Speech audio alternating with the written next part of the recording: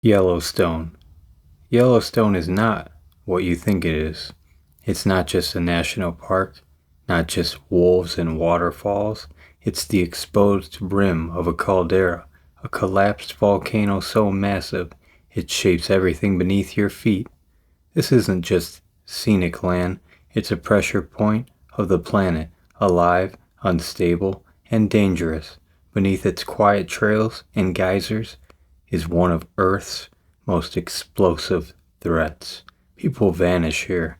Some are never found, and in one corner of the park, you could technically commit a crime and walk free.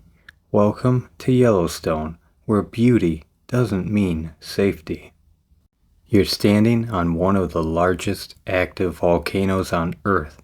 Not a peak, a supervolcano, with a caldera over 30 miles wide.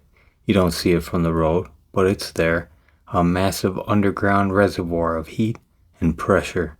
If it erupted, the fallout would bury half the country in ash. But it's not the blast that scares scientists most.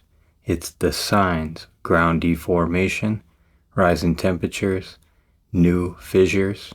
The park breathes. The land moves. In 2003, Norris Geyser Basin heated up so fast that parts had to be shut down. The ground literally boiled. More people have died from hot springs and thermal features than from any animal in the park. The water in places like the Abyss Pool or Cistern Spring isn't just hot, it's acidic and often near boiling. It looks like a calm, colorful pool. Step in and you can be dead in seconds, dissolved before help ever comes. In 2016, a man fell into a thermal pool while looking for a shortcut. Rangers said there was no body to recover. He was gone. Yellowstone averages 20 to 30 missing persons cases every year. Most are found, but not all. The backcountry is vast. There are more than 1,000 miles of trails, and you are never far from a sudden drop-off, grizzly, or scalding vent hidden by brush. Some go missing because they're unprepared. Some walk into geothermal zones, off trail, and collapse. Some just vanish. There are no cameras in the woods, no fences, no rescue drones, only you and whatever's out there. Now for one of Yellowstone's strangest secrets. A 50 square mile section of the park in Idaho is part of what's called the Zone of Death, a rare legal loophole. Here's how it works. Yellowstone spans across 3 states, Wyoming, Montana, and Idaho, but federal law treats it like it's all in Wyoming's jurisdiction. So if a crime is committed in the Idaho section and the accused demands a trial with jurors from both the state and district where the crime occurred, that's impossible because no one lives there. Which means, in theory, a crime could go unprosecuted. It's a legal blind spot Congress never closed, and it still exists. Every year people ignore signs and get injured, or worse. Here's what to never do in Yellowstone. Don't get close to bison. They look slow. They're not. Bison can charge at 35 miles an hour and weigh over 2,000 pounds. They've gored dozens of tourists who got too close for a selfie. Don't walk off the boardwalks. Those wooden paths aren't just for show. The ground underneath can be paper thin, hiding pools of acid or boiling mud. Don't approach elk in rutting season. Bulls get aggressive and unpredictable. Don't feed any animal. Not squirrels, not birds. You change their behavior and they die because of it.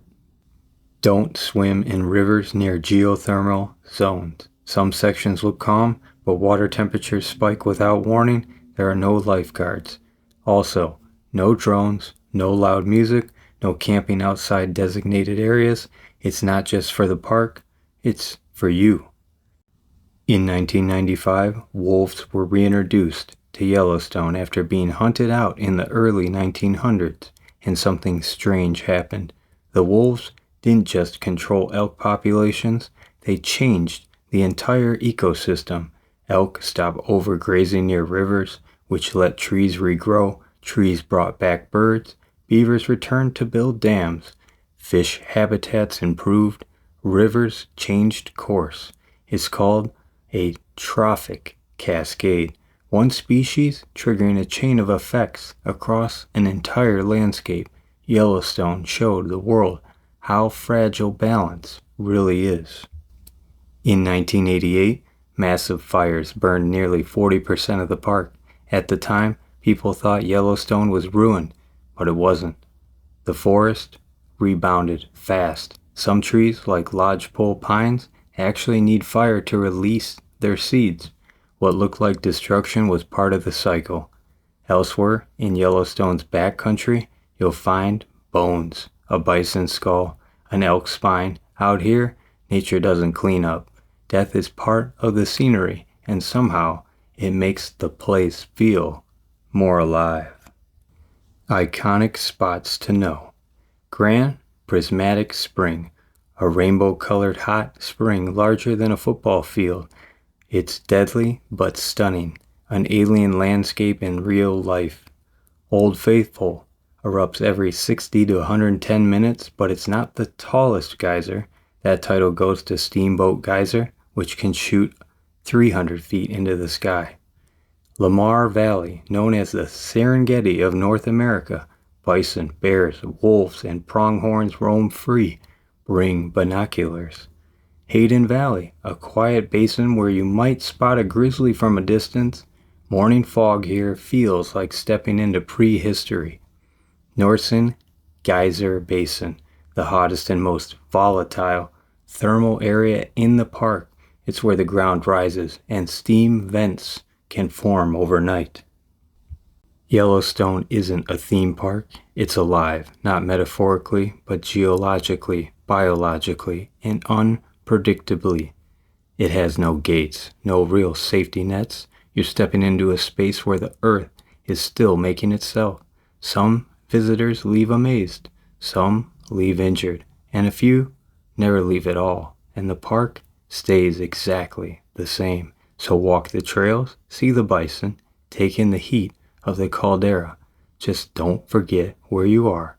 This is Yellowstone, and it doesn't care who you are. Thanks for your time, the most precious thing we have. Again, thank you.